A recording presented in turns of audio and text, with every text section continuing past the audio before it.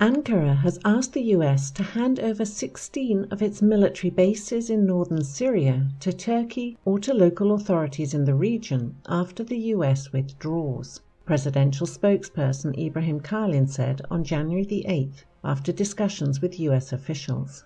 "We are pleased with Trump's decision for withdrawal from Syria, but it needs to be clarified as to what kind of structure will be left behind, what will happen to the heavy weapons that have been deployed, the fate of American military bases and logistics centers.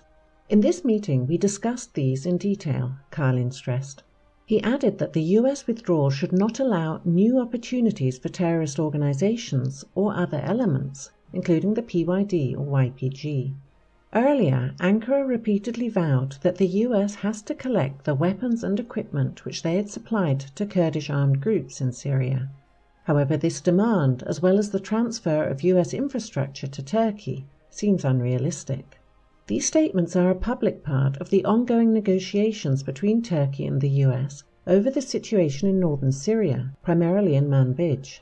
Similar negotiations are now ongoing between the Russian-Iranian-Syrian alliance and Turkey, as well as between the alliance and Kurdish armed groups. However, the sides have achieved no significant progress thus far. This can be tracked by monitoring the current areas of the Syrian army and Russian military police deployment near Manbij. They still only control several positions west of the town. If they withdraw, this would mean that the Kurdish leadership has once again rejected all proposals from Damascus and its allies. If they enter Manbij or expand their control near it, this would show progress. In the Idlib de-escalation zone, Hayat Tahrir al-Sham has captured several new areas from Turkish-backed factions in northwestern Hama and southern Idlib, establishing control of about a dozen villages. Meanwhile, pro-government forces have repelled several fresh infiltration attempts by militant groups in northern Hama in the area close to the Hayat Tahrir al-Sham held area. Attacks were carried out from the directions of al-Latamina, Murek and Ma Akiba. According to Syrian state media, militants have suffered significant casualties and failed to capture any positions. Syrian state-run media reports on ceasefire violations by militant groups operating in the Idlib de-escalation zone on a constant basis. In turn, the opposition also accuses the Damascus government of violating the ceasefire.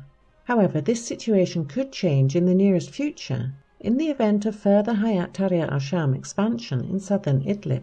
If the terrorist group consolidates its gains and expands areas under its control across the de-escalation zone, the situation in the demilitarized zone near the province of Idlib will likely deteriorate further. This development would undermine all the previous efforts of Damascus, Russia, Iran, and Turkey to de-escalate the situation in this part of the country.